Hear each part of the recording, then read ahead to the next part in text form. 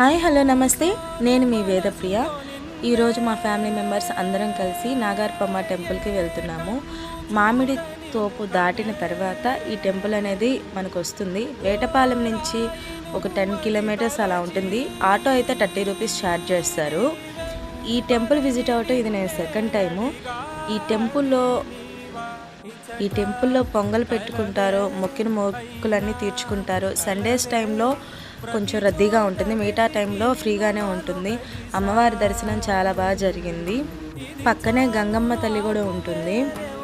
కొత్తగా పెళ్ళైన వాళ్ళు, కొంచెం పిల్లలు లేటుగా ఉన్న వాళ్ళు ఇక్కడికి వచ్చి అమ్మవారి దగ్గరకు వచ్చి మొక్కుకొని వెళ్తూ ఉంటారు.